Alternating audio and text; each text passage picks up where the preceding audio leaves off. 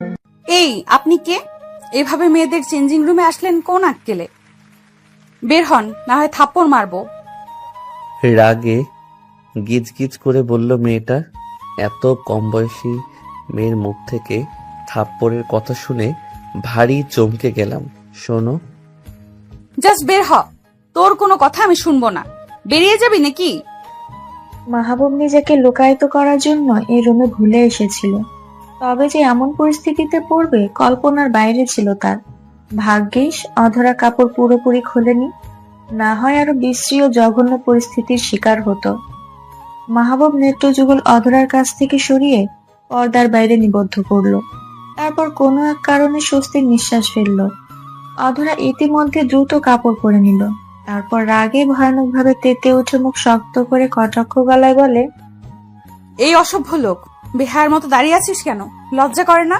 বের হ, না হলে পুলিশকে জানাবো। বেয়াদব, অসভ্য, বেহায়া, কাপুরুষ। পাবলিক ডেকে মার খাওয়াবো নাকি? ভালোই ভালোই বের হবি। মাহবুবের মুখ কঠিনভাবে শক্তপোক্ত হয়ে গেল। তিরিক্ষি মেজাজে কঠিন দৃষ্টি ফেললো অধরার দিকে। তবে এক ফুটো ভয় পেল বলে মনে হলো না মেয়েটা। সেও একই ভাব নিয়ে তাকিয়ে আছে সেই বেহায়া পুরুষটির দিকে। কাপুরুষ শব্দটা যথাযথভাবে মনে ক্ষীণ আঘাত করলো মাহবুবে। নির্লিপ্ত মুখশ্রী করে ব্যঙ্গাত্মক হেসে অধরার দিকে কাছে আসতে লাগলো মাহবুব। ভেবাচাকা খেয়ে গেল মেয়েটা। তুই কাছে আসছিস কেন? আমি কিন্তু সত্যিই চিৎকার করব, তোর রক্ষা হবে না তখন। আমি কাউকে ভয় পাই না। তুমি এক রাতের জন্য যাবে, তাহলে চলো। একবারে যা চাইবে তাই দিব। সাথে পুরুষ নাকি কাপুরুষ সেটাও প্রুভ হয়ে যাবে। গায়ে শিরশির করে উঠল। অধরা চরম লজ্জায় মুখ লুকাতে তেজ নিয়ে মাহবুবের বুকে আঘাত করে দূরে সরাতে চাইল, কিন্তু এক বিন্দুও নড়ল না সামনে দাঁড়ানো লম্বাটে লোকটা। ঠায় দাঁড়িয়ে রইল। চোখ বড়সড় করে ফেললো অধরা। কর্কশ গলায় দফা গালি দিতে চাইলেও শব্দগুলো কণ্ঠনালীতে এসে বরফের ন্যায় জমে গেল। মাহবুব সরে দাঁড়ালো। একবার অধরাকে দেখে তেজ নিয়ে বলল, ললিপপ খাওয়ার বয়সে এই মেয়ে এত গালি জানো কিভাবে? পকেট থেকে কিছু টাকা বের করে অধরার হাতের মুঠোয় গুজে দিল। তারপর নির্লিপ্ত গলায় বলে, চকলেট খাইও আর মুখটা মিষ্টি করিও পিচ্ছি মেয়ে। তোমার মুখে এ ধরনের কথা মানায় না। অ্যাকচুয়ালি বয়স হয়নি। আর এই মাহবুবের ইন্টারেস্টও এত খারাপ নয় যে শেষে একটা বাচ্চা মেয়ের। এই বলে চেঞ্জিং রুম থেকে বেরিয়ে গেল সে। অপমান একদমও সহ্য করতে পারল না অধরা। রাগে ফুসফুস করে কাপড় শক্ত করে চেপে ধরলো। তারপর বেরিয়ে এলো। শপিং মলের শোরুমটাই তার এক চিৎকারে আশেপাশের লোক জড়ো হলেও অধরার বিন্দু মাত্র অনুশোচনা বা ভয় হলো না। বরং কাপড়টা ছুঁড়ে মেরে যা মুখে আসে তা বলতে লাগলো দোকানিকে। সম্পূর্ণ এক অজানা পুরুষ কিভাবে মেয়েদের চেঞ্জিং রুমে ঢুকে যেতে পারে? সেফটি বলে কিছুই নেই। তাহলে এত স্টাফদের বসে বসে বেতন দেওয়ার মানে কি, যদি ঠিকঠাক মতো কাজ করতেই না পারেন? মেয়ে, তুমি শান্ত হও। দেখো, এভাবে চেঁচামেচি করলে আমার দোকানের ক্ষতি হয়ে যাবে। তুমি শান্ত হও, আমরা বসে কথা বলি। বাচ্চা বলতে চাইছে সেই লোকটা। How cheap his mind! তার উপর তার লজ্জাহীন কথাবার্তা। কোন লোকটা? মেয়ে, তুমি চিৎকার না করে বুঝিয়ে বলো। আর কি বুঝিয়ে বলবো? হ্যাঁ, কথা বলছেন না? আর কি শান্ত হতে বলছেন? আমি আপনাদের লোকদের নামে কেস করব। আপনারা কাস্টমার ডেকে হ্যারাস করেন। তুমি আমার মেয়ের মতো, আমার লোকসান হয়ে যাবে। সবাই দেখছে, প্লিজ। দেখুক, সবার জানা উচিত যে আমি এই দোকানের সার্ভিস কেমন। আমি তো আর আসবো না, অন্যদেরও বলে দিব এখানে আপনারা কি করেন। ফালতু লোকজন। অধরা রাগ নিয়ে লোকজনের সমাগম থেকে বেরিয়ে এলো। রাস্তায় এসে হাতের মুঠোয় টাকা দেখে আবারও মাহবুবের বাক্যবান মনে তাজা হয়ে ভেসে উঠতেই ফুঁসে টাকাটা রাস্তায় ছুঁড়ে ফেলে দিল। একটা গাড়ি এসে দাঁড়ালো তার সামনে। ছোট ম্যাডাম, উঠে আসেন, আপনার কেনাকাটা শেষ। ও মা, আজ হাত খালি কেন? ব্যাগ কি ভিতরে? রফিক চাচা, আপনি আমাকে আর ছোট ম্যাডাম বলবেন না। আমি কি এখন ছোট আছি? সবাই কিসের জন্য আমাকে ছোট ছোট বলেন? বুঝতে পেরেছি, ম্যাডামের মাথা গরম করে দিয়েছে কেউ। নিজের ভালো বুঝে এখন চুপ থাকাই ভালো। আচ্ছা ম্যাডাম, আপনি গাড়িতে বসেন, আমি আপনাকে বাড়িতে নিয়ে যাই। আমি বড় আপুর বাসায় যাব। অধরা গাড়িতে উঠে বসে। আজ তার আর শপিং করা হলো না। ড্রাইভার রফিক তাকে নিয়ে যাচ্ছে পুষ্প মেনশনে। পুষ্প মেনশনের কলিং বেল বাজতেই ড্রয়িং রুমে বসে থাকা সবাই সদর দরজার দিকে দৃষ্টি ফেলল। অনন্যা দাঁড়িয়ে বলল, আমি দরজা খুলে দিয়েছি। ভাবি রাইট, কেমন আছেন? আমরা সবাই খুব ভালো আছি। তুমি কেমন আছো? দেশে আসছো সেই 4 তারিখ, আর আজ বুঝি আমার সাথে দেখা করার সময় পেলে? আসবো আসবো করে হয়নি, বাট আজ এসে পড়েছি। এমনি তো আসো নাই, তোমার মা বাবা এসেছে এজন্য এসেছো। যাই হোক, ভিতরে আছে সবাই, এসো বসো। মাহবুব এসে সোফায় বসা রোহানের পাশে বসে, যে কিনা সম্পর্কে মাহবুবের চাচাতো ভাই। অনন্যা এবারের নতুন বউ, রোহানের স্ত্রী। ওদের বিয়ের বয়স সবে 5 মাস। মাহবুব রোহানের 4 বছরের ছোট। বিদেশে উচ্চশিক্ষার জন্য বছর কয়েক কাটিয়ে এসেছে সে, তাই ওদের বিয়েতে থাকতে পারেনি। কিন্তু বাড়িতে ফিরেও আসা হয়নি চাচা বাড়িতে। আজই বাবা মা এসেছে, এজন্যই সে আসছে। সবার সাথে সালাম বিনিময়ের পর বসে গল্প করছে। আম্মা, এবার আমরা ভাবছি মাহবুবের একটা বিয়ে করিয়ে দেব, আপনি কি বলেন? হ্যাঁ আম্মা, আমি কিছু মেয়ের সন্ধানও করে রাখছি, যদি মাহবুব তাদের মধ্যে থেকে পছন্দ করে। তোরা নিজেরাই যখন সব ঠিক করে রেখেছিস, তাহলে আর আমাকে বলতে হবে কেন? একসাথে বিয়ের দাওয়াত দিলেই তো হতো। মাহবুবের দাদির রাগ সবাই বুঝতে পারলো। রোহান হাসে। তারা তুমি রাজি থাকলে আমার আর বাইরে খুঁজতে যাব না। হ্যাঁ, আমারও তোমাকে অনেক পছন্দ। তাহলে চলো আজ বিয়ে করে ফেলি, কি বলো বউ? শয়তানগুলো বলে কি, আমার কি আর সেই বয়স আছে? আম্মা, আপনি কি চান মেয়ে আমরা না দেখে ছেলেকে ঘরে রেখে দিই? বয়স দেখেছেন? আপনার এক নাতিকে ধরে বেঁধে বিয়ে করানো হয়েছে, ওরও তো বয়স কম হয়নি। আমি সকাল সকাল নাতিপুতির মুখ দেখতে চাই। আহা মিনা, তুমি উত্তেজিত হইও না তো, আম্মাকে আমি বুঝাই বলবনি। হয়েছে, আমাকে আর বোঝানো লাগবে না। তোরা ছেলে মেয়ে বিয়ে করা, কিন্তু মাইয়া যদি দেখে আমার পছন্দ না হয়, তাহলে আমি বিয়েতে থাকবো না। দাদু, আমিও তোমার সাথে একমত। আমরা দুজন বিয়েতে থাকবো না। ঘরে সবাই হাসে। অনন্যা চা নাস্তার ট্রে রাখে। ছেলেটা এসেছে বেড়াতে, আর আপনারা ওকে বিয়ের কথা বলে বিরক্ত করছেন। মাহবুব, তোমাকে আমি ছোট ভাই বলে ডাকি। ঠিক আছে ভাবি, আপনার যেটা ভালো লাগে। আপনি দেখতে অনেক মিষ্টি। আমার ভাই এজন্য বিয়ে করতে রাজি হয়েছে বুঝি? তোমাকেও একটা মিষ্টি বউ এনে দিব, এখন চা খাও। ভাবি, চাচা চাচি কখন আসবেন? আমার একটু বেরোতে হবে, বন্ধুদের টাইম দেওয়া আছে। ওনারা এসেই পড়বেন, তোমরা আসবে জানলে বের হতো না। মা তোমার কথা অনেক বলেন। ওদের কথার মাঝে কলিং বাজে। মা বাবা হয়তো এসেই পড়েছেন। আচ্ছা, আমি দরজা খুলে দিচ্ছি। এগিয়ে যায় মাহবুব। দরজা খুলতেই অধরা সামনে না দেখেই বলা শুরু করে, আপু মাথা ধরেছে, রাস্তায় এক শয়তানের জন্য আমার দিনটাই স্পয়েল। সর সামনে থেকে, ভেতরে যেতে দে, রেস্ট করব। তুমি কি সবার সাথেই এমন তুই তুই করে কথা বলো? তোমাকে আবার কেজি থেকে পড়া শুরু করতে হবে, দেন যদি মুখের ভাষাটা ঠিক হয়। তো তো তুই এখানে কি করছিস? তোর মতো ইতর ছোট লোক এ বাড়িতে কেন? বাড়িটা আমার, তাই আমিই তো থাকবো। তা পিচ্ছি মেয়ে, তুমি এখানে কি করছো? শপিং মলে সিন ক্রিয়েট করে মনে শান্তি ফিরেনি যে এখন বাড়িতেও এসে পড়েছো? এটা তোর বাড়ি? তোর বাড়ি হলে আমি পাও রাখবো না। অধরা রাগ নিয়ে ফিরে এসে ঠাস করে গাড়ির দরজায় লাথি দেয়। ড্রাইভার ভয়ে চমকে ওঠে। মাহবুব মেইন দরজায় দাঁড়িয়ে অধরাকে দেখে আর মুচকি হাসে। আপনাকে বলছি আপুর বাসায় নিয়ে আসতে, আর আপনি আমাকে কোথায় নিয়ে আসছেন? ওই অসভ্য বজ্জাত লোকটার বাড়িতে? ম্যাডাম, আমি তো বড় ম্যাডামের বাড়িতেই আপনাকে নিয়ে আসছি। আপনি এমন রেগে যাচ্ছেন কেন? কেউ দরজা খোলেনি? আপনি ভালো করে চেক করেন, বাড়িতে কেউ তো থাকবে। তাহলে আমি মিথ্যা বলছি নাকি? আপনার কি মনে হয় আমি মিথ্যা কথা বলার জন্য আপনাকে এত দূর নিয়ে আসছি?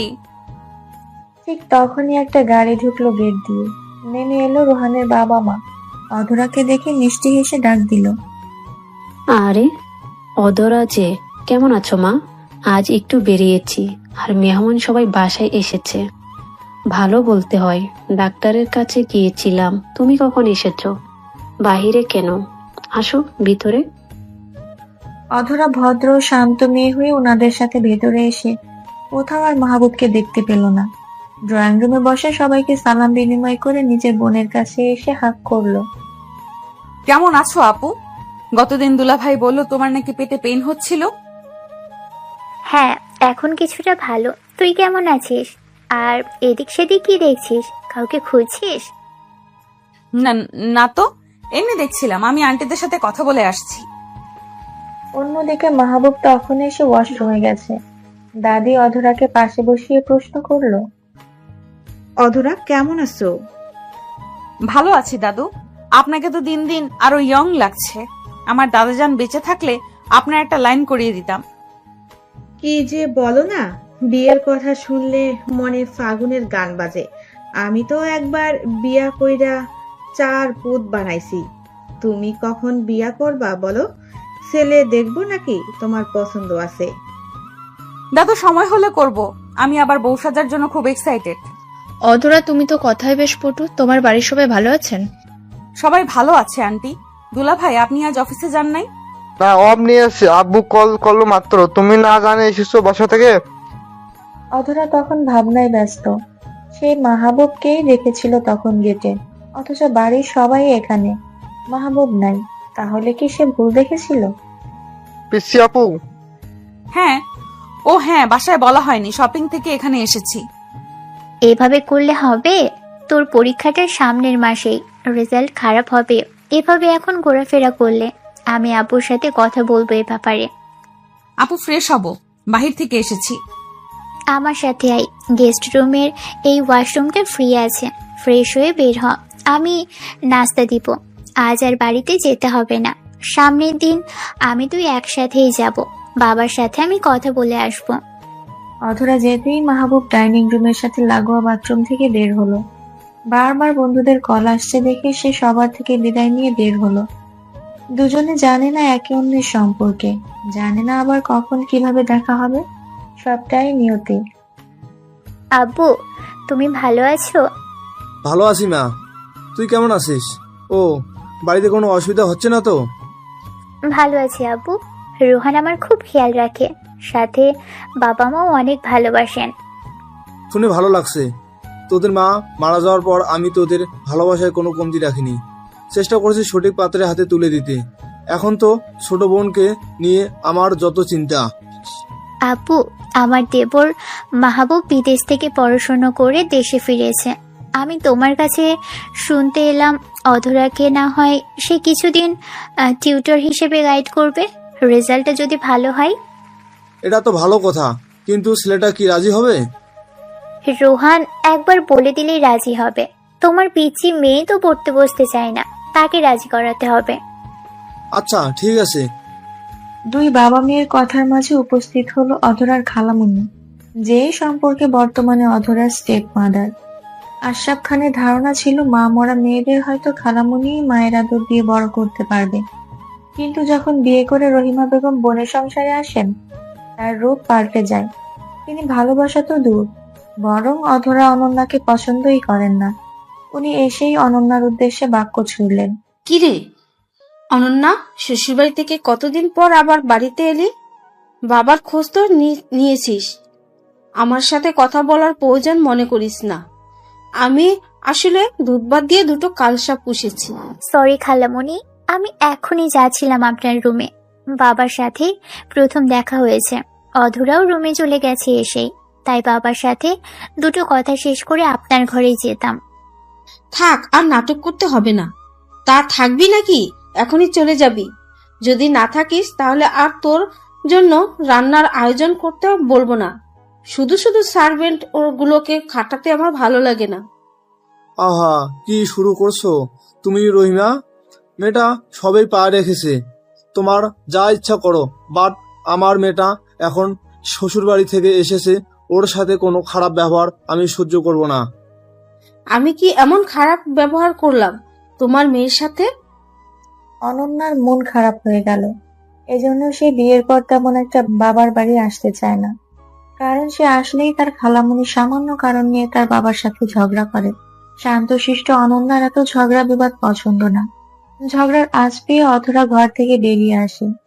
রাগে হাতের কাছে থাকা শোপিসটা সশব্দে ফ্লোরে ছুঁড়ে মারে, চিৎকার করে বলে, ব্যাস, আমি এখানে আর একটা উচ্চ আওয়াজ শুনতে চাই না।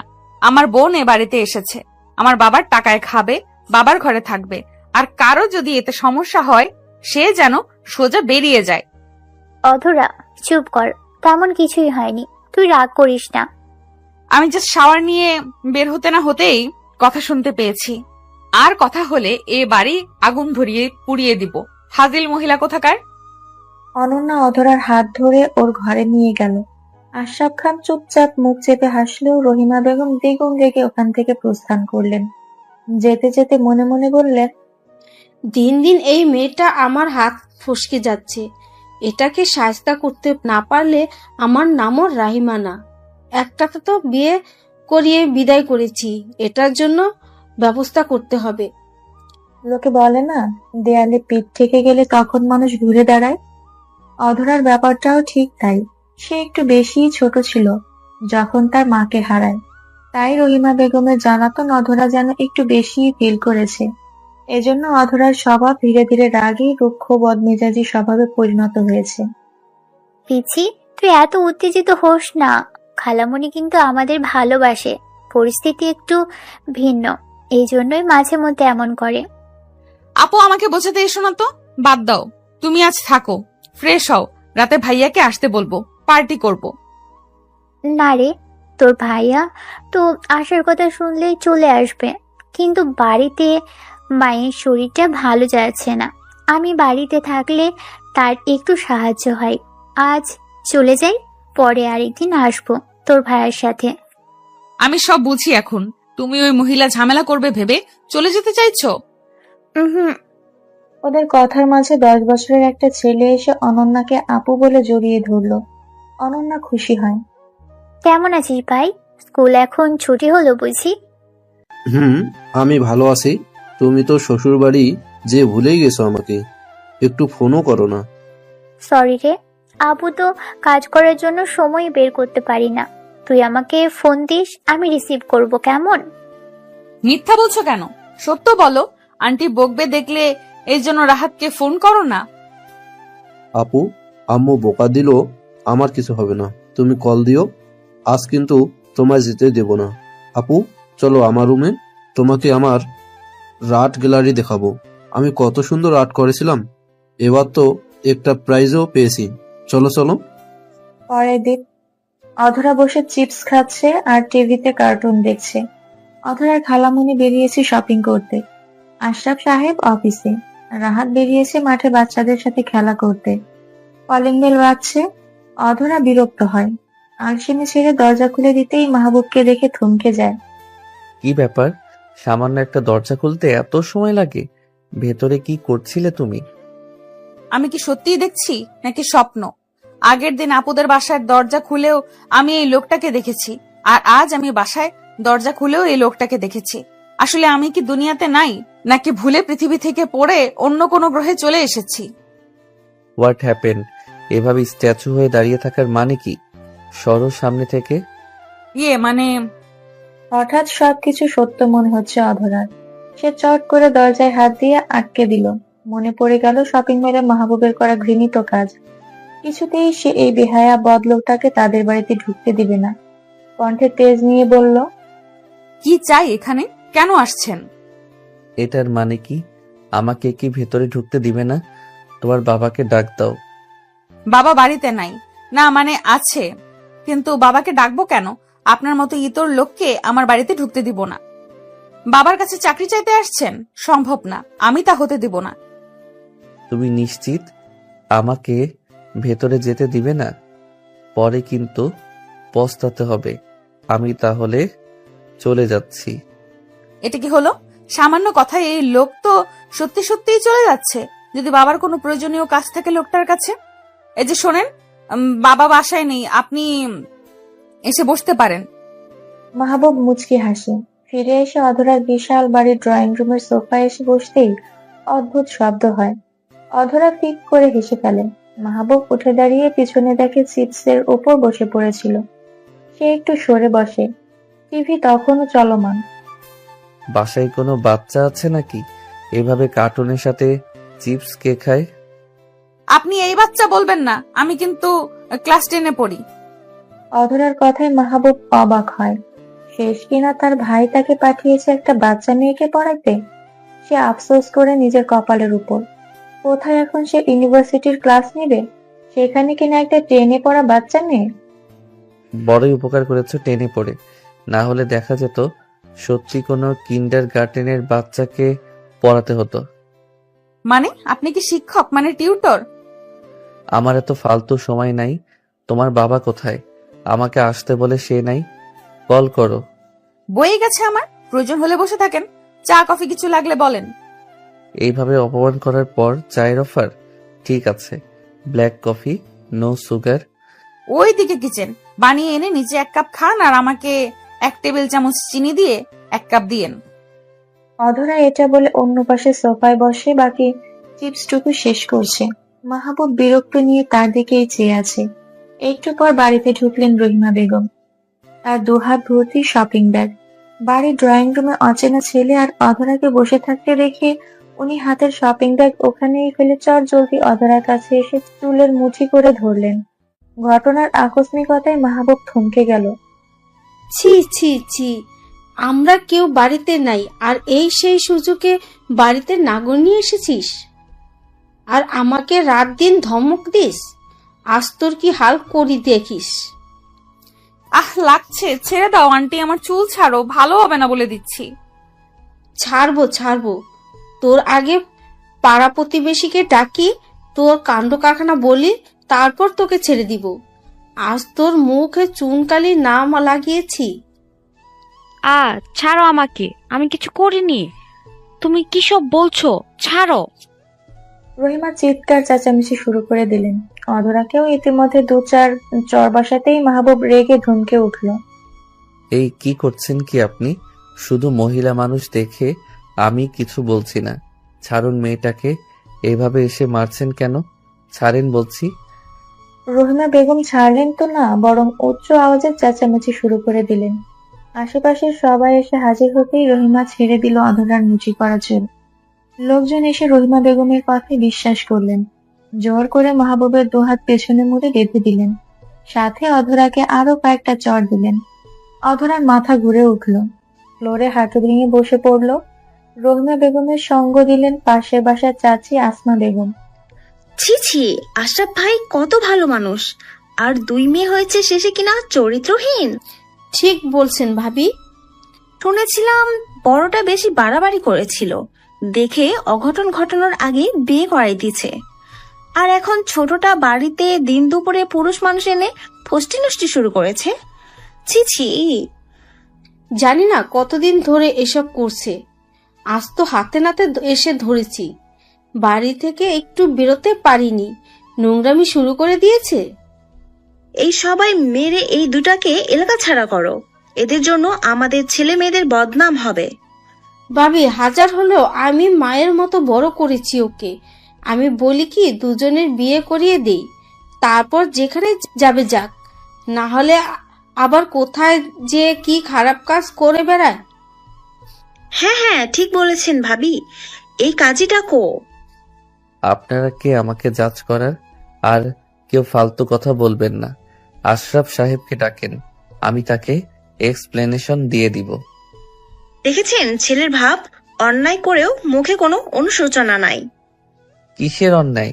আপনারা এভাবে আমাকে হ্যারাস করছেন, আমি পুলিশে কমপ্লেন করব। হ্যাঁ হ্যাঁ, তা তো করবেই। পুলিশ আমরা ডাকবো। আমার বাড়িতে নোংরামি করতে যে ধরা খেয়ে আমাকেই পুলিশের ভয় দেখাও? এই ভাই, কাজী ডাকেন, এক্ষুনি ওদের বিয়ে দেব। আন্টি, বাবাকে ফোন করেন। বাবা যদি বলে বিয়ে করতে, আমি করে নিব, কিন্তু বাবাকে ছাড়া আমি কিছুই করব না। তাই তুমি আমাকে আরো মারবে, মারো। রহিমা বেগম আরো মিথ্যা কথা বানিয়ে বললেন সবার মাঝে। আশেপাশের লোকজন রহিমা বেগমের থেকে বেশ খেতে পারেন, এজন্য সব কথাই তাকে সাপোর্ট করেন। আশরাফ সাহেবকে কল করে মিথ্যার ঝুলি খুলে বললেন। টেনশন নিয়ে অফিস থেকে 10 মিনিটে বাসায় এসে দেখেন ঘটনা খুব ক্রিটিক্যাল। মাহবুব, তুমি আমার মেয়েকে বিয়ে করে নাও, না হলে সমাজে আমার মেয়ে মুখ থাকবে না। আঙ্কেল, আপনিও? এটা সম্ভব নয়। আমি কোনো পাপ করিনি, ভুল করিনি। আর এত ছোট বাচ্চা একটা মেয়েকেও আমি বিয়ে করতে পারবো না। তুমি বিয়ে না করলে এরা তোমাকে ছাড়বে না, বোঝার চেষ্টা করো। পুলিশ ডাকবো আমি? আমার গার্ডিয়ান আছে। আপনার মেয়ে ছোট, পুলিশ আমার কথা অবশ্যই শুনবে। এই আহমদ ভাই, এই ছেলের পকেট থেকে সব কেড়ে নিন তো। বিয়ে তো আজই করতেই হবে। নষ্টামি করার সময় কচি মেয়ে খোঁজো, আর বিয়ে করার সময় মেয়ে ছোট হয়ে গেছে। পাশের বাসার প্রতিবেশী ভাই সাহায্য করলেন। মসজিদের হুজুর ডেকে জোর করে ওদের বিয়ে দেওয়া হলো। তারপর ছাড়া পেল দুজন। শুধু ছাড়াই পেল না, প্রতিবেশীদের সাপোর্টে অধরাকে গৃহত্যাগ করতে বাধ্য করলেন রহিমা বেগম। এক কাপড়ে অধরা বের হলো ওই বাড়ি থেকে। আশরাফ সাহেব নিরুপায় হয়ে চেয়ে সবটা দেখলেন। তুমি আমার সাথে চলো আপাতত। এভাবে আর কত সময় রাস্তায় বসে থাকবে? আমাকে আপনার ফোনটা দিন, আপুকে কল দিব। তুমি কি এখন এসব ও বাড়িতে জানাবে? ব্যাপারটা ঠিক হবে না। আমার সাথে চলো। আমি যাব না আপনার সাথে, আপনি চলে যান, আর যা হয়েছে সব ভুলে যান। এই জিদ এখন দেখিয়ে কোনো লাভ নাই। যেখানে দেখানোর সেখানে তো পারোনি। কথা বলতে বলতে মাহবুব খেয়াল করলো তার ফোন, মানিব্যাগ কিছুই আর তার কাছে নাই, সব রেখে দিয়েছে ওরা। এসব তোমার স্টেপ মাদারের প্ল্যান। মহিলাকে আমি দেখে নিব। দেখো, আমার কাছে 2টা টাকাও নাই, সব ছিনতাই হয়েছে। এখন ধার করে বাসায় যেতে হবে। তুমি যাবে নাকি এখানে বসে থাকবে? অধরা কোনো উত্তর করে না। মাহবুব বিরক্ত হয়ে অধরাকে কোলে তুলে হাঁটা ধরে। মেইন রোডে এসে একটা রিকশায় বসিয়ে দেয় অধরাকে। পাশে উঠে বসে সে। রিকশার সামনে ছুটছে। কষ্টে অধরার বুক ভারী হয়ে চোখ থেকে গড়িয়ে পড়ছে নোনা জল। অন্যদিকে এ কি হাতটা পুড়েছ নাকি? সাবধানে চা আনবে তো, দেখি হাতটা। তেমন কিছু না, ঠিক আছে, সামান্য গরম চা পড়েছে। এটা সামান্য? দেখি বার্ন ক্রিমটা লাগিয়ে দেই। রোহান অনন্যাকে টেনে বিছানায় বসিয়ে নিজ হাতে ক্রিমটা লাগিয়ে দেয়। অনন্যার মন আচমকা খুব খারাপ হয়েছে। ভুলে গরম চা আনতে যেয়ে হাতে লেগেছে। জ্বলছে হাতটা, তাও যেন অনন্যার সেদিকে মন নেই। কি হয়েছে তোমার? আবারও কি পেটে পেন হচ্ছে? ডাক্তার কাছে যাবে? না, ঠিক আছে, হঠাৎ পিচিটার জন্য মন খারাপ হচ্ছে। কল করে নাও, গতদিন নেই তো গেলে ও বাড়িতে, কয়দিন থেকে আসতে। দেখি কল করে। মনটা কেমন জানি করছে, মনে হচ্ছে কোথাও কোনো একটা ভুল হচ্ছে।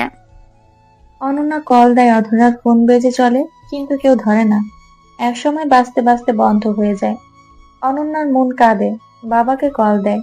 আশরাফ খান কলটি ধরেই কেঁদে ফেলেন। মা রে, আমার ছোট মেয়েটার সাথে ভারী অন্যায় হয়েছে। আমি বাবা হয়েও তোকে হেফাজত করতে পারলাম না, আমি কিছুই করতে পারিনি। এমন করে বলছো কেন বাবা? পিচিটার কি হয়েছে? কোনো অন্যায়ের কথা বলছো? কি হয়েছে অন্যায়? বাবা কাঁদছে কেন? দেখো না বাবা কি বলছে, কিছুই তো বুঝতে পারছি না। আপু শুধু কান্নাই করছে। ফোনটা আমার কাছে দাও দেখি।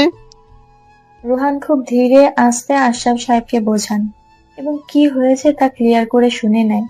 নিজের ভাইয়ের সাথে এমন অবিচার শুনে রেগে যায় রোহান, কিন্তু কাউকে কিছু বুঝতে দেয় না। অনন্যাকে সামলায় সে। অন্যদিকে মাহবুবের রিকশা এসে থামে তার বাড়ির সামনে। অধরা ভয়ে কুঁকড়ে যাচ্ছে। এসে পড়েছি। তুমি কি নামবে নাকি এখনো কোলে তুলে নিব? আমার ভয় করছে। আপনার বাবা মা কি বলবেন? আপনিই বা তাদের কি বলবেন? আমাকে আপুর কাছে দিয়ে আসেন। চুপচাপ নামো, বাকিটা আমি বুঝে নিব। গম্ভীর শোনালো মাহবুবের কণ্ঠ। অধরা আর কথা বলল না, চুপচাপ নেমে দাঁড়িয়েছে। মাহবুব গেটে থাকা দারোয়ানের থেকে টাকা নিয়ে রিকশা ভাড়া দিল। তারপর অধরার হাত ধরে ইশারা করলো এগোতে। অধরার পা যেন জমে যাচ্ছে, সে পা সামনে দিয়েও যেন পিছিয়ে নিচ্ছে। মাহবুব বিরক্ত হয়ে পাজা কোলে তুলে নিল। আমার মনে হচ্ছে তুমি আমার কোলে চড়ার জন্য এমন করছো। এখন তো বউ, তুমি বললে যখন তখন কোলে নিতে পারি। কি করছেন? প্লিজ, এটা আপনার বাড়ি, আমাকে নামিয়ে দিন। কেউ দেখলে সর্বনাশ। মাহবুব মুচকি হেসে ঘরের দরজায় অধরাকে নামিয়ে দিল। কলিং বেলের শব্দে মিনা বেগম দরজা খুলে দুজনকে দাঁড়িয়ে থাকতে দেখে বলে উঠল, কি ব্যাপার, তুই তো গিয়েছিলি অধরাকে ওকে বাড়িতে নিয়ে আসছিস, সব ঠিক আছে? ঠিক আছে, অধরা এই বাড়িতে থাকবে। ওকে একটু ফ্রেশ করিয়ে রেস্ট নিতে দাও। আমার একটু কাজ আছে, বেরোচ্ছি। আরে শোন। মাহবুব কথা শুনল না, বরং ঠাস ঠাস পায়ে শব্দ তুলে বাড়ির গ্যারেজের দিকে এগোলো। অধরা কিছুই বলছে না। মিনা বেগমের সন্দেহ হলো, তারপরেও কিছু জানতে চাইল না, চুপচাপ গেস্ট রুম দেখিয়ে দিল। অধরা হেঁটে এসে বিছানায় বসলো। মুখটা এখনো জ্বলছে, জ্বরের দাগ স্পষ্ট। মিনা বেগম এসে ডাক দিলেন, অধরা, আসবো ভেতরে? আসেন আন্টি, এটা তো আপনার বাড়ি, অনুমতি নেওয়ার কি আছে? আইসো। ব্যাগ। তোমার মুখে আঙ্গুলের দাগ কালো হয়ে আছে, এটা দিলে কিছুটা আরাম পাবে। আমি দিয়ে দিব? না না আন্টি, আপনার কষ্ট করতে হবে না, আমিই লাগিয়ে নিব, ধন্যবাদ। ড্রেস পাল্টাবে? এটা ছিঁড়ে গেছে, দেখা যাচ্ছে। আমি কি একটা শাড়ি এনে দেব? আমাকে নিয়ে ব্যস্ত হবেন না আন্টি, আমি এতেই ঠিক আছি। একটুই ছিঁড়েছে, সমস্যা নেই। আচ্ছা, তাহলে কিছু লাগলে ডাক দিও, পাশের ঘরেই আছি। মিনা বেগম চলে যায়। অধরা বসে বসে মুখে আইস ব্যাগ লাগাচ্ছে, মাঝে মাঝে ব্যথায় চোখ খিচে বন্ধ করে নিচ্ছে। অন্যদিকে অনন্যা সবটা শুনে থমকে যায়। তাহলে আমার বোনটা এখন কোথায়? মাহবুবকে ওকে নিয়ে গেছে, নাকি অধরা নিচে কোথাও চলে গেছে? এত কান্নাকাটি করো না তুমি কিন্তু। আর ফোনটা সুইচ অফ করছে বারবার। চাষিকে কল দেবো। দিয়ে শোনো তো, অধরা আছে কিনা ওখানে। মাহবুব নিজের গাড়িটা বের করে নিয়ে কোথাও যাচ্ছে। গাড়ির বক্সে থাকা ছোট মুঠোফোনটা বের করে কল দিল তারেকের কাছে। তারেক মাহবুবের গার্ড। স্যার বলেন, কি সমস্যা? তোমার ছুটি শেষ তারেক, কাজে ফিরতে হবে। আমার ফোন নিয়ে গেছে, কার্ড সব মানিব্যাগে ছিল। বুঝতে পারছো আমি কোন অবস্থানে আছি? এসব কিভাবে হলো স্যার? ডিটেলস বলার সময় নাই। তোমার প্রথম কাজ প্রতিবেশী আসমা আর তার হাজবেন্ডের কাছেই সম্ভবত আমার ফোন উদ্ধার করবে। আর 3 নাম্বার গোডাউনে 2টাকে বেঁধে রাখবে। তোমার কাছে 4 ঘন্টা সময়। কিন্তু স্যার, আরে স্যার, নিজের কথা শেষ হতেই ফোন কেটে দেন। আমারও তো কথা থাকতে পারে। তারেক বিকেলের আলসেমি ঘুমটা ছেড়ে বিছানার মায়া ত্যাগ করে উঠে পড়ল। তারেকের বউ চায়ের ট্রে হাতে এগিয়ে এলো। ছুটিটা বেশ আরামেই কাটছিল, কাজের ডাক পড়াতেই তারেকের মুড অফ। ব্যাগপত্র গুছিয়েছি, বাসায় চলে এসো, আমার যেতে হবে, হাতে সময় কম। কি বলছো, যেতে হবে? এই না বললে চা খাবে আমার হাতের, কত সুন্দর করে চা করে আনছি। স্যার, আপনি আমাকে আয়েশ করে বউয়ের হাতে চাটাও খেতে দিলেন না। বদদোয়া দিচ্ছি, আপনার কপালে এমন বউ জুটবে যে কখনো চা বানাতে পারবে না। এই, তুমি বিড়বিড় করে কি বলছো? আরে সত্যি যাবে? শার্ট পরছো যে। তোমার কি মনে হয় আমি তোমার সাথে মশকরা করছি? চা খাওয়ার সময় নেই, তুমি একলা আসতে না পারলে এখানে থাকো, আমি কাজ সেরে এসে তোমাকে নিয়ে যাব। তারেক বেরিয়ে পড়ে। নাজমা মন খারাপ নিয়ে হাতের চা নিজেই খেয়ে নেয়। সন্ধ্যা পেরিয়ে রাতের প্রথম প্রহর। মাহবুবের গাড়িটি বাড়ির গেটে ঢোকে। গাড়ি পার্ক করে ড্রয়িং রুমে আসতেই দেখতে পায় তার বাবা মা বসে আছে। চোখ ঘুরিয়ে অধরাকে দেখতে পেল না। এদিকে আয়, তোর সাথে কথা আছে। সেই বেরিয়েছিস, এখন ফেরার সময় হলো। কি বলবা বলো? ফ্রেশ হবো, খাবো, পেটে ক্ষুধা। মিতা, থাকো না, পরে কথা বলি। ছেলেটা বলছে ক্ষুধা পাইছে, খেতে দাও আগে। তুমি চুপ করে বসো, বারবার ছেলের পক্ষ নেবে না। তোমার জন্য ছেলে আজ বাড়িতে একটা মেয়ে তুলতে সাহস পেয়েছে। আগে আমার সব প্রশ্নের উত্তর চাই। আচ্ছা ঠিক আছে বাবা, বলে দে তো, মেয়েটাকে তোর কোথা থেকে তুলে আনছিস? ওর বাড়ির লোক জানে? তুই কি ওকে বিয়ে করতে চাস? আমার কিন্তু মেয়েটাকে ভারী পছন্দ হয়, কিন্তু তোর মা পছন্দ করে না। একদমে কথাটুকু বলে থামলেন মইনুল সাহেব। মাহবুব মুচকি হাসে, মায়ের হাতে একটা সাদা কাগজ তুলে দেয়। মিতা বেগম ভ্রুকুচকে তাকায়। এটা কিসের কাগজ? আম্মা, আমার চাকরি হয়ে গেছে। এখন থেকে তোমার ছেলে প্রফেসর মাহবুব আলম। এটা আমার জন্য গর্বের, কিন্তু এখন আমি অধরা সম্পর্কে শুনতে চাই। এসব বলে আমাকে ভড়কানো যাবে না। রোহানের শালি তোর সাথে কেন? ওকে বলছি, অধরাকে আমি বিয়ে করেছি। ওদের পাড়ার ইমাম সাহেব আমাদের বিয়ে পড়িয়েছেন। এখন থেকে ও এ বাড়িতে থাকবে। আর কিছু? আমি বিশ্বাস করি না। অধরা কেন তোকে বিয়ে করবে? বিয়েতে রাজি করানোর জন্য তুই কি ওকে মেরেছিস, তুলে আনছিস জোর করে? আম্মা, তুমি আমাকে এত খারাপ ভাবো নাকি? ওই পিচ্ছি একটা মেয়েকে আমি কেন মারতে যাব? ওর স্টেপ মম আছে না, রহিমা বেগম, উনি মারছেন। আর কোনো প্রশ্নের উত্তর দিব না। রুমে যাচ্ছি, খাবার পাঠাও, রেস্ট নিব। এই মিতা, ছেলে কি আমার সত্য বলে গেল? অধরা কি তাহলে আমাদের পুত্রবধূ? আমি এই বিয়ে মানবো না, কখনোই না। ওই পিচ্ছি চতুর রাগী মেয়েটা আমার ছেলের জীবন শেষ করে দেবে। আমি এটা হতে দেব না। মাহবুব নিজের ঘরে যাবে ভেবেও গেস্ট রুমে এলো। অধরা শুয়ে আছে। অধরা ভাবছে এবারও মিতা বেগম এসেছেন খাবার খাওয়ার জন্য ডাকতে, তাই চুপচাপ আছে। কিন্তু মাহবুবকে ঢুকতে দেখে চমকে উঠে বসে। ও আপনি? আমি ভেবেছি আন্টি এসেছেন। রাতে খেয়েছো? কথাটুকু বলে মাহবুব অধরার পাশে বসে। চমকে যায় অধরা, কিন্তু ধীরে বলে, খেয়েছি। আপনি আমাকে আপুর বাসায় দিয়ে আসেন। এই নাও, ওষুধ খেয়ে নাও, পেইন কমে যাবে। লাগবে না। যত বেশি এই পেন আমার শরীরে থাকবে, তত বেশি আমার মনে পড়বে রহিমা আমার সাথে কতটা অন্যায় করেছে। ততই আমি তাকে ঘৃণার কাজ খুঁজে পাবো। পাগলামি করো না, ওষুধ খেয়ে নাও, আমি রুমে যাচ্ছি। মাহবুব উঠে নিজের ঘরে চলে যায়। ঘন্টা পেরোয়। মাহবুব খাবার না পেয়ে রুম থেকে মায়ের উদ্দেশ্যে ডাক দেয়। মা, খাবারটা কি রাতে আর পাবো না? ঘুমিয়ে গেলাম, পরে কিন্তু ডাকবে না। খাবার নিয়ে আসছি, খেয়ে উদ্ধার কর। আর যাকে নিয়ে আসছিস তাকেও কিছু খাওয়া। আসার পর থেকে মুখে একটু পানিও তো দেয় নাই। আমি ঘুমাতে গেলাম। আর হ্যাঁ, এই ঘরেই থাকবে। মায়ের কথায় মাহবুব পিছে ফেরে। তার মায়ের হাতে খাবার, আর তার পাশে দাঁড়ানো অধরা। মাহবুব মায়ের কথাটুকু বুঝতেই বসা থেকে দাঁড়িয়ে পড়ল। মা, অধরা এই ঘরে কেন? তোমার সাথে রাখো, না হয়তো গেস্ট রুমে। বিয়ে করেছিস কি বউকে অন্য ঘরে রাখতে? যাই হোক, রাত অনেক হয়েছে, যা কথা সকালে শুনবো। আমি গেলাম। অধরা এখন আমার পাশে স্ট্যাচুর মতো দাঁড়িয়ে না থেকে যাও, খাটে গিয়ে বসো। খাবার রেখে গেলাম, দুজনে খাও।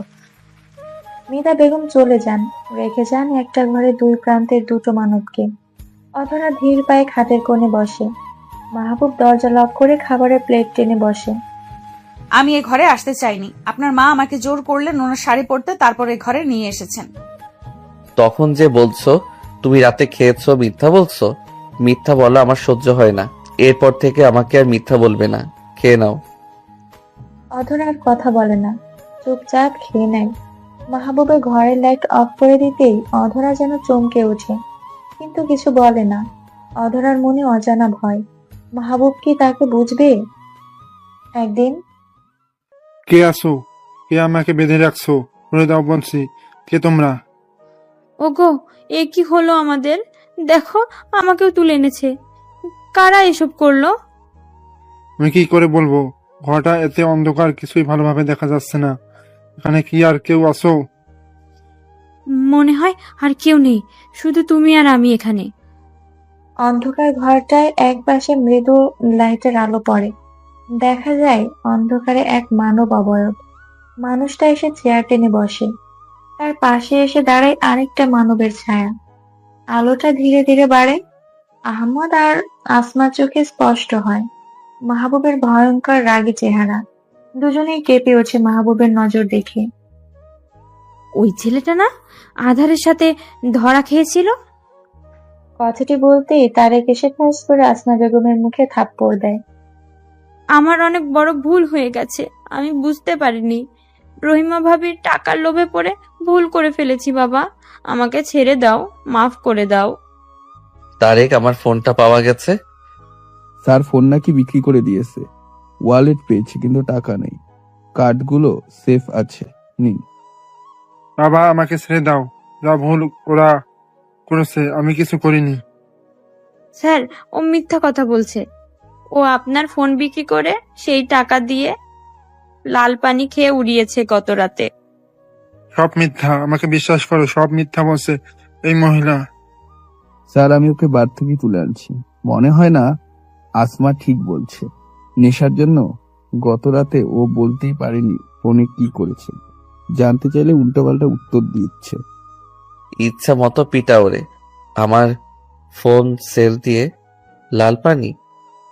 ওই, আর মানিব্যাগ ফাঁকা কেন? 20,000 প্লাস সামথিং ক্যাশ ছিল, ওগুলা কই? মানিব্যাগের টাকা রহিমা আমাদের সবাইকে দিয়েছিল, কিন্তু বিশ্বাস করুন আমি 2,000 টাকা পেয়েছি। বাকি রহিমা কাদের দিয়েছে আমি জানি না। আপনি বললে আমি আপনার 2,000 টাকা আপনাকে ফিরিয়ে দেব। তাও আমাকে ছেড়ে দিন, আমাকে মারবেন না স্যার। আচ্ছা এটা বল, কতদিন থেকে তোরা ওদের দু বোনকে নির্যাতন করছিলি? স্যার সব দোষ এই মহিলার। ও রহিমা ভাবির টাকার লোভে পড়ে সব সময় মিলে ওদের ছোট থেকে জ্বালাতন করছে। স্যার আমি কিচ্ছু করিনি। তারেক, ফোন উদ্ধার করো। আর এই দুইটার এমন ব্যবস্থা করবে বলা লাগবে না নিশ্চয়ই। মাহবুব উঠে চলে যায়। আসমা বা আহমদের কান্না তার হৃদয় ছুঁতে পারে না, বরং ওদের দেখলে তার রাগ বাড়ে। সেদিনের করা অপমান, অপদস্থ অধরার উপর করা অত্যাচার সবই মনে পড়ে যায়। তারেক ওর সঙ্গীদের ডাক দিল আসমা আহমদ এর খাতির যত্ন করার জন্য। অন্যদিকে অনন্যা, তুমি কি শুনেছো মাহবুব নাকি তোমার বোনের সাথে? ছি ছি, আমার বলতেও লজ্জা করছে। তোমাদের ফ্যামিলিকে ভালো মনে করতাম, কিন্তু এখন এসব কি শুনছি? বৌমা, তুমি ওরে এভাবে বলছো কেন? ও কি করছে? আর অন্যের কথায় কান না দিয়ে নিজের কাজ করো। আম্মা, সব সময় আপনি আমাকে চুপ করাতে পারবেন না। আমি তো এসবের কিছুই জানতাম না।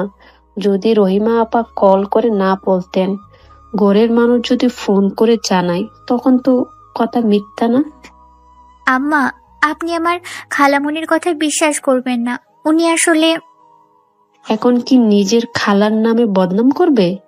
উনি যদি এতই খারাপ হতেন তাহলে আমাদের পালতেন না।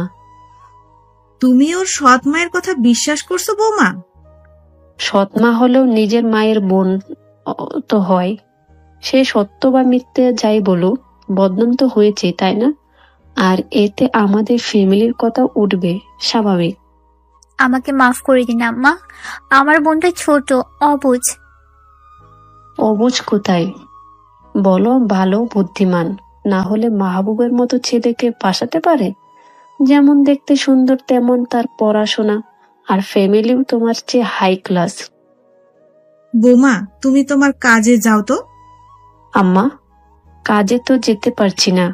কিভাবে পারবো বলেন? যে দেখছি সেই বলছে তোমার নতুন বউয়ের বোনের নাম কি শুনছি। তোমার দেওয়ারের ছেলের সাথে নাকি ধরা খেয়েছে।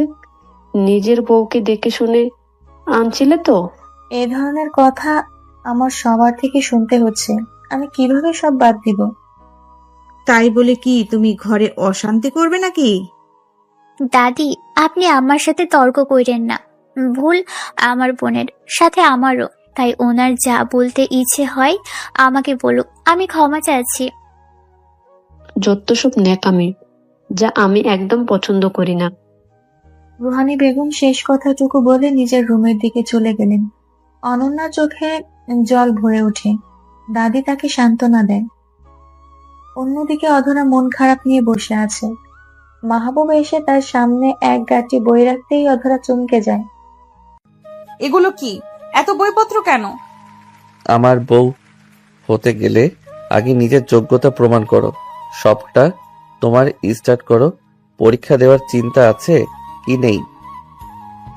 আপনার বউ হওয়ার আমার কোনো ইচ্ছা নাই। আমি আর পড়াশোনা করব না, পরীক্ষাও দিব না। ঠিক আছে, রোহান ভাইকে ফোন করে বলি যে তুমি রাস্তায় বা গাছতলায় থাকতে চাইছো, কারণ পড়াশোনা ছাড়লে আমি তো জায়গা দিবই না, আর রোহানও যে দিবে না তা আমি এনশিওর করব। রাস্তা আরেকটা অবশ্যই আছে, তোমার ওই রহিমা আন্টি। অধরা বিরক্তি ফিল করলো, কিন্তু অপশন নাই দেখে আর নাকচ করতে পারলো না। মাহবুবের সিরিয়াস ফেস দেখে সে ধরেই নিয়েছে পড়াশোনা না করলে সত্যিই তার জায়গা রাস্তার গাছতলা। কল্পনা করতেই অধরা যেন ভয় পেল। নীরবতা সম্মতির লক্ষণ ধরে নিয়েছি, তাহলে সামনের দিন থেকে আমার ড্রাইভার তোমাকে স্কুলে নিয়ে যাবে, নিয়ে আসবে, আর আমি কলেজ থেকে ফিরে তোমাকে নিয়ে বসবো। শিডিউল করে নিও কোন চ্যাপ্টারে সমস্যা হয়, এসে দেখব। এখন ফ্রেশ হয়ে খেতে আসো। আমার ভালো লাগছে না, আপনি খেয়ে আসেন। এক কথা দুবার বলবো না, সোজা তুলে নিয়ে যাব। অধরা মনে মনে মাহবুবকে আচ্ছা মতো বকে চোখে মুখে পানি দিয়ে খেতে আসে। লাঞ্চের টেবিলে সবাই বসে আছে। ময়নুর সাহেব অধরাকে দেখে মুচকি হাসি দিলেও মিতা বেগমের মুখের রং বেজার। মা, তোমার কি কি খাবার পছন্দ বলো, আমি বিকেলে বাজার করতে যেয়ে নিয়ে আসবো। আমার একটা কথা আছে, আগে ক্লিয়ার করি। এভাবে কেন কথা বলছো? বলো কি বলবে। তোমার উপরে কি আমরা কখনো কথা বলি?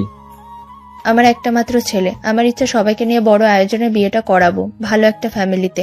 কিন্তু তা যখন হয়নি, আমি এখন ছোট আয়োজন করে সবাইকে জানাতে চাই ছেলের বিয়ে করার খবর।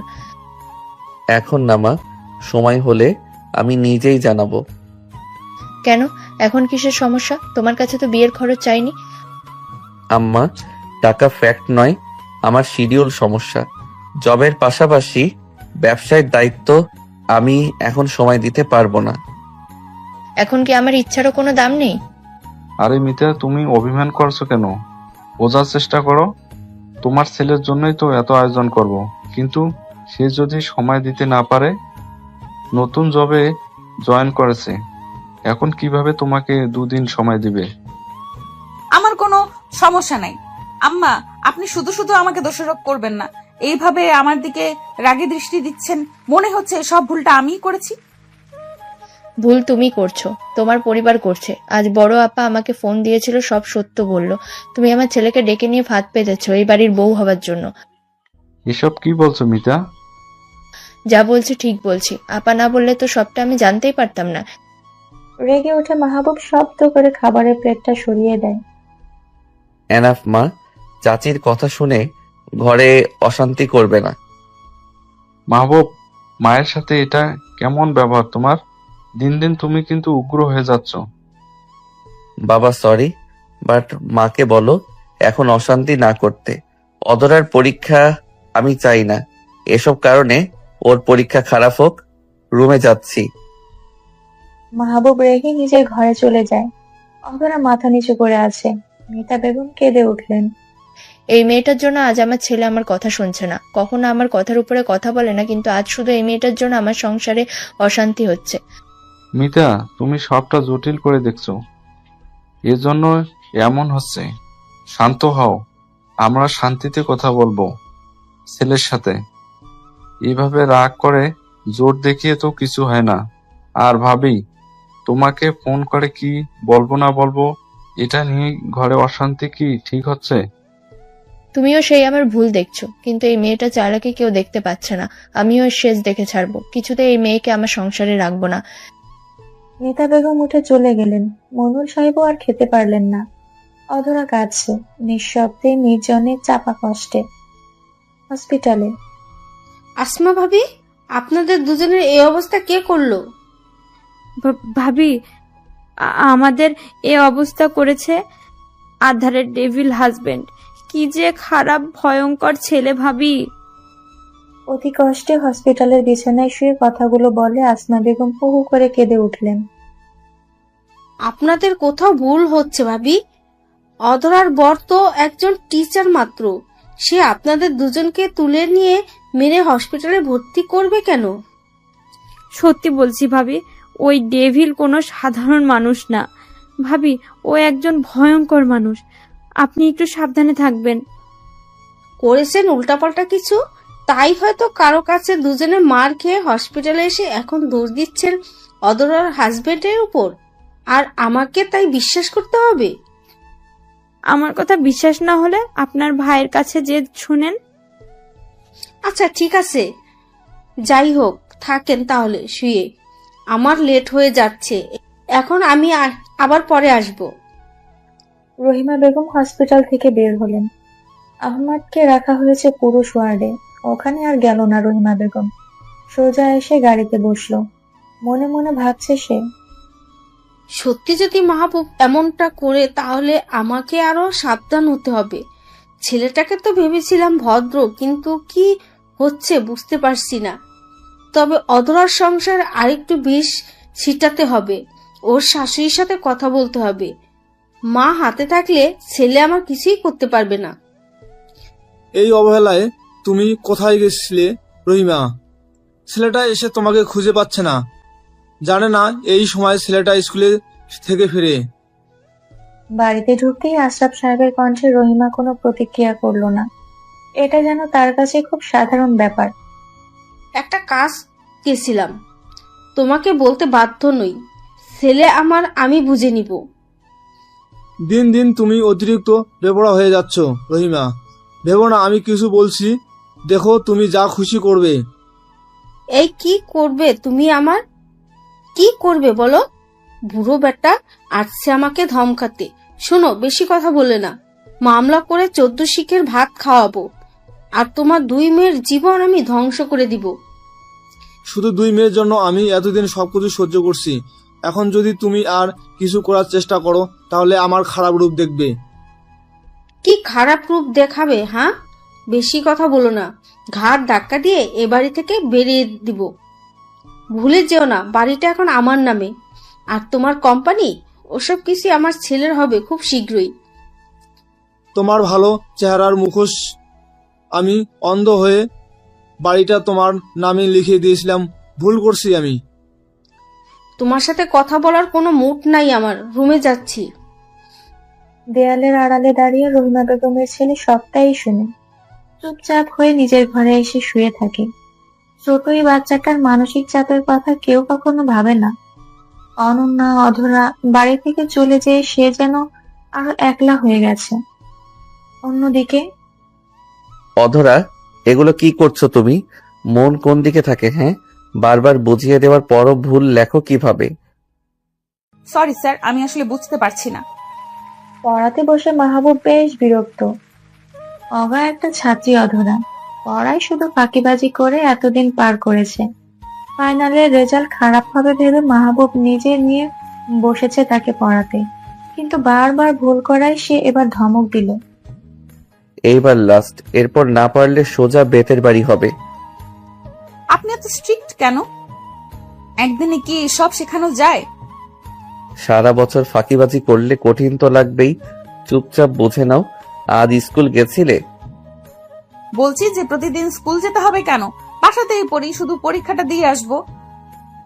সকালে আমি বেরোনোর আগে বলে গেছি তোমাকে স্কুলে যেতে, যাওনি কেন? শরীর ভালো লাগছিল না। আবার মিথ্যা। ধমক দিল মাহবুব। অধরা ভয়ে বলে দিল। মিতা বেগম নানান কাজ দিয়ে তাকে বের হতে দেয়নি। মাহবুব রাগে মুছো করে নেয়, নিজেকে শান্ত করে। রাতের বেলা মাহবুব আসে ডিনার করতে, অন্যদিনের মতো সবাই একসাথে। খেতে খেতে মাহবুব জানায়, মা, এতদিন জানতাম এ বাড়িতে 2টা কাজের খালা আছে। সাবার নিজের কাজ নিজে করার পর বাকিটুকু খালারাই করে দেয়। কেন, কি হয়েছে? তোর কোনো কাজ বাকি আছে নাকি? বল, আমি করিয়ে রাখবো।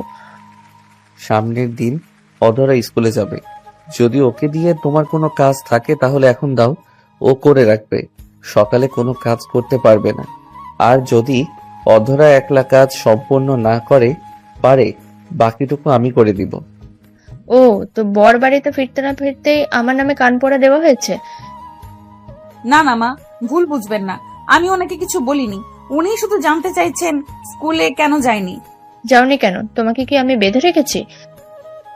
না মানে মা, কথা বেশি বাড়াতে চাই না। অধরা, খাওয়া শেষ করে রুমে আসো। হালকা গরম পানি নিয়ে এসো তো। বাবা, তুই তো বেশি কিছু খেলি না। দেখ, তোর পছন্দের পাবদা রেঁধেছি। হয়ে গেছে মা, আর খাবো না। সব সময় সবার পছন্দ এক থাকে না। আমি এখন এসব মাছ খেতে পছন্দ করি না। আমার জন্য খাবার ফেলে যাবেন না, খেয়ে নিন। আমি এরপর থেকে মায়ের সব কথা শুনে চলবো, আর আপনারও। আমাকে নিয়ে আর আপনাদের মাঝে সমস্যা তৈরি হতে দিব না। অধরা উঠে চলে যায়। মাহবুবের ফোনটা নিয়ে নিজের বাবাকে কল দেয়। আশরাফ সাহেব মেয়ের কণ্ঠ শুনে কেঁদে ফেলেন। মা কেমন আছিস?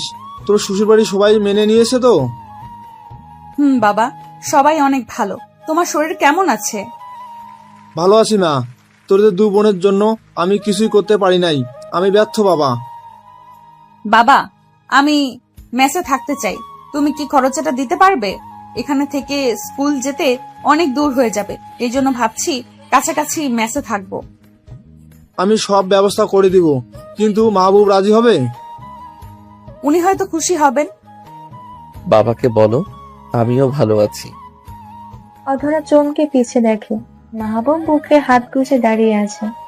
অধরা নিলিবিলি কথা বলার জন্য ফোনটা নিয়ে ছাদে এসেছে, কিন্তু মাহবুব এখানে আসবে ভাবেনি। সে দ্রুত ফোনটা কেটে দেয়। ফোনটা কেটে দিলে কেন? না মানে কথা শেষ হয়ে গেছে। নিন আপনার ফোন। আচ্ছা অধরা, এই 3 তলার উপর থেকে যদি কাউকে ছুঁড়ে মারা হয় তাহলে ঠিক কি হবে বলো তো? কাকে ছুঁড়ে মারতে চান আপনি? তোমাকে। আর একবারও যদি শুনেছি হোস্টেলে থাকার কথা বলছো, ঠিক এখান থেকে ছুঁড়ে মারবো। শোনেন, আমি এখানে থাকলে ঝামেলা হতে থাকবে। আমি এসব পছন্দ করি না, আমার এসব পছন্দ না। শান্ত নীরব আছে মানে এটা না আমি কিছু বলতে পারি না। সব সমস্যা মিথ্যা অপবাদ নিতে আমার ভালো লাগে না। আর আমি বুঝে গেছি, হাজার করলেও আমি দুটো মানুষের কখনোই প্রিয় হতে পারবো না। এই পিচ্ছি, মাথায় এত চাপ নিও না, চলো ঘরে। পরের দিন। কি ব্যাপার, গাড়ির লক খুলছে না কেন? বের হব কিভাবে? রফিক, আমি গাড়ির লক খুলতে পারছি না, হেল্প করো। সরি ম্যাডাম, আমি তা করতে পারবো না। আমি এখন আসি, আপনি থাকেন বসে। আপনার সাথে কেউ দেখা করতে আসছে।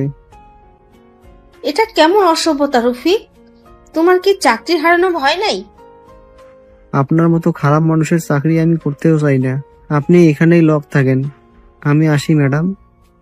রফিক মাঝ রাস্তায় গাড়ি রেখে চলে যায়। ভেতরে বসে রহিমা বেগম চেষ্টা করছেন বের হতে, পারছেন না। হঠাৎ এক গাড়ি এসে রহিমার গাড়ি ধাক্কা দেয়। রহিমা বেগমের কপাল কেটে রক্ত চুইয়ে পড়ে। সে ভয়ে চিৎকার করে। কয়েক সেকেন্ড পর কাচের জানালায় তারেকের ফেস দেখতে পায় রহিমা। কে তুমি? হেল্প করো, আমাকে গাড়ি থেকে বের হতে সাহায্য করো। আপনাকে সাহায্য করতেই তো আমি এসেছি, চলুন তবে হেল্প করি। তারেক ওখান থেকে রহিমা বেগমকে তুলে আনছে। অন্ধকার ঘরে বেঁধে রাখে, ঠিক যেমনটা রেখেছিল আসমাকে। অন্যদিকে স্যার, আপনি এখানে? আমার স্কুলে কেন এসেছেন? এখানেও আমাকে স্যার বলবা? কি বলবো, কেন এসেছেন? এদিক কাজে এসেছিলাম, ভেবেছি দেখা করে যাই। নাও তোমার জন্য চিপস নিয়ে আসছি। ও, ক্লাস শেষ, এখনই বাড়ি যাব। চলো আমার সাথে তাহলে, গাড়িতে উঠে বসো। আপনি সত্যিই কাজে এসেছিলেন? তুমি এত প্রশ্ন করো কেন?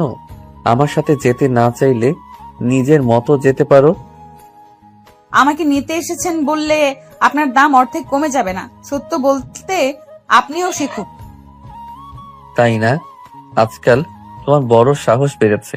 চলো শপিং করতে যাই, হাতে কিছুটা সময় আছে, কেনাকাটা করে বাড়ি ফিরবো। মাহবুব অধরাকে নিয়ে শপিং মলে আসে। একই দোকান দেখে অধরা লজ্জা পায়। প্রথম দেখার কথা মনে পড়ে মনে মনে নিজেই হাসি দেয়। মাহবুব সুন্দর একটা ড্রেস পছন্দ করে অধরার হাতে দেয়। এটা ট্রাই করে দেখো। আচ্ছা। অধরা চেঞ্জিং রুমে ড্রেস পরিবর্তন করে ঘুরে দাঁড়াতেই দেখে মাহবুব বুকে হাত গুজে তার ঠিক পিছনেই দাঁড়িয়ে আছে। অধরা চমকে যায়। আপনি এখানে? এটা সুন্দর লাগছে, কিন্তু এটার জিপার খোলা। আমি সেট করে দেই। মানে? না, লাগবে না, আপনি বাইরে যান। এতটুকু শক্তি নিয়ে আমাকে ঠেলে বের করতে পারবে না। শুধু শুধু ট্রাই করছো। তুমি আমার বউ, আমি তোমার জন্য এতটুকু করতেই পারি। লাগবে না, আপনি বাইরে যান। ঠিক তখন বাহির থেকে দোকানি আওয়াজ দেয়। ম্যাডাম, কোনো সমস্যা?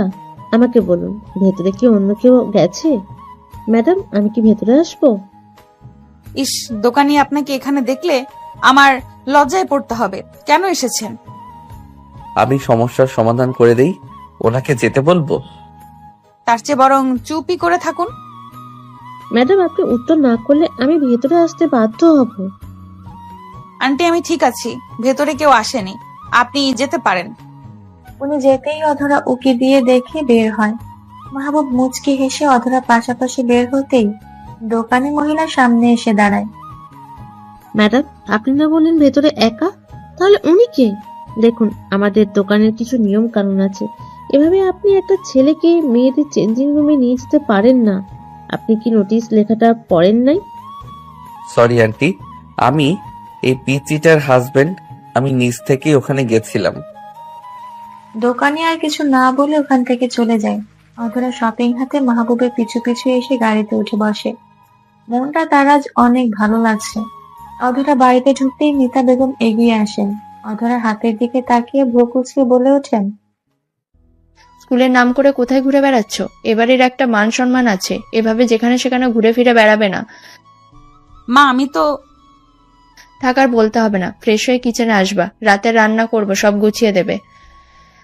গাড়ি পার্ক করে মাহবুব এসে তার মায়ের কথা শুনে। মিতা বেগম খেয়াল করেনি তার ছেলেও বাড়িতে এসেছেন। হঠাৎ মাহবুবকে দেখে তিনি মুখের কথা ফিরিয়ে নেন। আমি বলছি অধরা, ফ্রেশ হয়ে খেতে আসো। মা, দয়া করে আমার সামনে আর নাটক করো না। আমার লাস্ট একটা কথা শুনে রাখো, অধরাই আমার ওয়াইফ। কোনো কিছুর বিনিময়ে আমি ওকে ছাড়বো না। তাই অযথা চেষ্টা করো না ওকে আমার জীবন থেকে দূর করার। এতে তুমি না আমার মন থেকে দূর হয়ে যাও, বরং অধরাকে অ্যাকসেপ্ট করতে শেখো। না হলে আমি বলতে পারছি না কতদিন আমি তোমাদের সাথে থাকতে পারবো। মা, আপনার ছেলের কথায় কিছু মনে করবেন না। আমার কোনো সমস্যা নেই, আমি এক্ষুনি সবটা আপনাকে গুছিয়ে দিব। আর আমার ছেলের সামনে আমাকে খারাপ বানিয়ে এখন আদিক্ষেতা দেখাতে হবে না, যাও এখান থেকে। কাকিমা, ভালো আছেন? আপু? অধরা দৌড়ে তার বোনকে জড়িয়ে ধরে। অনন্যার চোখেও পানি। কেমন আছো পিচিটা? ভালো। তুমি এতদিন পর আসছো কেন? কাকিমা, আমার বোন কি কোনো ভুল করেছে যে আপনি তাকে ধমকাচ্ছেন? না আপু, তুই ভুল বুঝছিস। তুমি এখানে গোয়েন্দাগিরি করতে এসছো? বিচার করবা আমার? তোমার বোন আমার ছেলেকে ঠকিয়ে এবারের বউ হয়ে আসছে, এখনো ঘাড় ধাক্কা দিয়ে তোমার বোনকে বের করে দিনি, এটা কি কম না? কাকিমা, আমার বোন জোর করে যদি এমন করে থাকে তাহলে আপনার ছেলেকে ডাক দিন। আমি আমার বোনকে সঙ্গে করে নিয়ে যেতে চাই। এখানে থেকে অপমান অপদস্থ হতে দিব না আমার বোনকে। কি ব্যাপার, এখানে কি হচ্ছে? ভাবি, আপনি কখন এসেছেন? দেখ, এখন তোর বউয়ের বোন এসেও আমাকে বেশি কথা শোনাচ্ছে। এসব দেখার জন্যই তো আমি ছেলে এত বড় করছি। ছোট ভাই, আমি আমার বোনকে নিয়ে যাচ্ছি। এভাবে সংসার হয় না। রোজ রোজ এত এত মানসিক চাপের মধ্যে আমার বোন ভালো থাকতে পারবে না। অধরা আপুকে ডেকেছো চলে যাওয়ার জন্য? তাহলে যেতে পারো। লোকটা এমন করে চলে যেতে বলতে পারলো? আমার জন্য কি তার মনে একটুও মায়া হয়নি? সত্যিই তো, আমি হয়তো জোর করে তার জীবনে থেকে যেতে চেয়েছি। অধরা তার আপুর সাথে চলে গেল।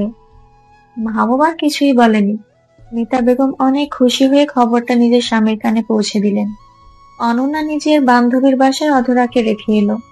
তারপর হোস্টেল দেখে উঠে যাবে। দীর্ঘ 3 বছর পর। বাবা, দোয়া করো, আজ আমার ভার্সিটির প্রথম ক্লাস। আমি যেন ভালোভাবে পড়ালেখা করে তোমার মুখ উজ্জ্বল করতে পারি। দোয়া করি মা, তুই এবার এই সফল হবি। এখন বেরিয়ে পড়, না হলে প্রথম দিনেই লেট করে ফেলবি। অধরা বাবার বাড়ি থেকে নেমে ভার্সিটির গেটে পা রাখে। মনে এক অদ্ভুত ভালো লাগা। রহিমা বেগম এখন পাগল হয়ে মেন্টাল অ্যাসাইলামে দীর্ঘদিন। আশরাফ সাহেব, অধরা আর তার ছোট ভাই বাড়িতে বেশ শান্তিতেই থাকে। অনন্যা এখন 2 বছরের একটা ছেলেবাবু নিয়ে স্বামীর সাথে বিদেশে বসবাস করছে। অধরা প্রথম দিন বেশ উল্লাসে কাটে। রফিক এসেছে গাড়ি নিয়ে অধরাকে নিয়ে যেতে। ম্যাডাম, বাড়িতে যাবেন নাকি অন্য কোনো প্ল্যান আছে? বাড়িতেই যাব। সামনের দিন শপিং এর জন্য বের হব। ভার্সিটি আসার জন্য আরো কিছু ড্রেস নিতে হবে। ঠিক আছে ম্যাডাম। রফিক গাড়ি স্টার্ট দিবে, ঠিক এমন সময় কেউ গাড়ির দরজা খুলে অধরার পাশে শব্দ করে বসে পড়ে। অধরা চমকে ওঠে। আমাকে ছাড়া বেশ ভালোই দিন কাটে তোমার। আপনি এখানে? রফিক চাচা গাড়ি চালান, আজ শ্বশুর বাড়ি যাব। অনেক দিন শ্বশুরের খোঁজ নেওয়া হয় না। আচ্ছা স্যার। কোথা থেকে এসেছেন? অফিস থেকে, মানে টিচার্স অফিস। নিউ কামার, এজন্য জানো না। আমি বর্তমানে এখানের প্রফেসর। ও, আপনার বাবা মা ভালো আছে? ভালো, শুধু আমি ভালো নেই। মাহবুবের কথায় অধরা তার দিক থেকে দৃষ্টি সরিয়ে নিল। চোখের কোণে পানি জমে অধরার। 3টা বছর অনেকটা দিন। লোকটার সাথে তার কোনো দেখা নেই, কিন্তু এক মুহূর্তের জন্য তাকে ভুলতে পারেনি। আজকের এই অনাকাঙ্ক্ষিত দেখাই অধরার কান্না পায়। মাহবুব সিটে গায়ে নিয়ে চোখ বন্ধ করে নেয়। দুজনে চুপচাপ, আর কোনো কথা নেই। স্যার, আমরা পৌঁছে গেছি। ধন্যবাদ চাচা। আপনি ধীরে ড্রাইভ করছেন, সাথে আমি ভালো একটা ঘুমও দিতে পারছি। ম্যাডাম, আপনি কি গাড়িতেই বসে থাকবেন? আপনি যান, আমি পরে আসছি। কেন, পালানোর ইচ্ছা আছে নাকি? তা হবে না, একসাথেই ভেতরে যাব। চলেন। এভাবে বলছেন কেন? আচ্ছা ঠিক আছে, চলেন। তবে হ্যাঁ, বাবা জানতে চাইলে বলবেন একা এসেছেন, আমি কিন্তু আপনাকে আনি নাই। ও, তো এই ব্যাপার। ওকে, চলো ভেতরে। অধরা বাড়ির ভেতরে এসে অবাক হয়ে যায়। ড্রয়িং রুমে বসে আছে মাহবুবের মা বাবা, তার বাবা, ছোট ভাই সহ রোহানের মা বাবা। সালাম বিনিময় করে অধরা চুপচাপ নিজের ঘরে চলে যায়। ঢাপ করে বিছানায় বসে পড়ে। এত লোক কেন বাড়িতে? হঠাৎ ওনারাই বা কেন এসেছেন এখানে? কিছুই তো বুঝতে পারছি না। আমি বুঝিয়ে দেই। এই, আপনি আমার রুমে চলে এসেছেন? তুমি আর আমি কি আলাদা? এক হলাম কখন? তাহলে আজ হব। ওনারা সবাই এসেছেন আমাদের বিয়ের উদ্দেশ্যে। তোমাকে সারপ্রাইজ দিতে চেয়েছি। মা নিজের ভুল বুঝতে পেরেছেন। আমরা আজ কাজী ডেকে লিগ্যালি বিয়ে করতে চলেছি। তৈরি হয়ে নাও, এটা তোমার ড্রেস। একদম না, আমি আপনাকে আর বিয়ে করব না। যে সম্পর্ক একবার শেষ হয়েছে সেটা আর নতুন করে সম্ভব না। সম্পর্ক শেষ করা তুমি কে? আমি অনুমতি দেইনি। আমি করব না বিয়ে। হ্যালো তারেক, তোমার ম্যাডাম আমাকে বিয়ে করবে না বলছে। বাগান বাড়িতে বাসর সাজাও। আপনার কি কানে সমস্যা? বললাম না বিয়ে করব না, তারপরে ফোন করে কি সব বলছেন? কারণ বিয়ে করলে বাড়িতে বাসর করতাম, আর বিয়ে না করলে তুলে নিয়ে যাব। বাড়িতে তো উঠতে দিবে না, তাই অন্য ব্যবস্থা। আপনাকে আমি না মানে কিছু না। কাছে আসছেন কেন? দূর হন বলছি, না হলে আমি কিন্তু। লাস্টবার জানতে চাইছি, বিয়ে করবে নাকি তুলে নিয়ে যাব? বাইরে যান, আমি তৈরি হব। আমার পিচ্ছি বউটা সহজে বুঝে গেছে। Just 15 minute. 1 মিনিট বেশি লাগলেও সময় দিতে পারবো না। 15 মিনিটে তৈরি হয়ে ড্রয়িং রুমে আসবে। মাহবুব হেসে বেরিয়ে যায়। অধরা মুখ ভেঙচি দেয়। 15 মিনিট মগের মুল্লুক নাকি? পারবো না। ডেভিল গুন্ডা একটা। আপনার প্রফেসর না হয়ে মাস্তান হওয়া উচিত ছিল, কিন্তু কি আর করার। দিন শেষে এই ডেভিল গুন্ডাটাকেই আমার মন ভালোবাসে। হ্যাঁ, খুব বেশি ভালোবাসি। হয়তো কখনো তার সামনে বলা হবে না। আমি জানি সেও আমাকে ততটাই চায় যতটা আমি তাকে চাই।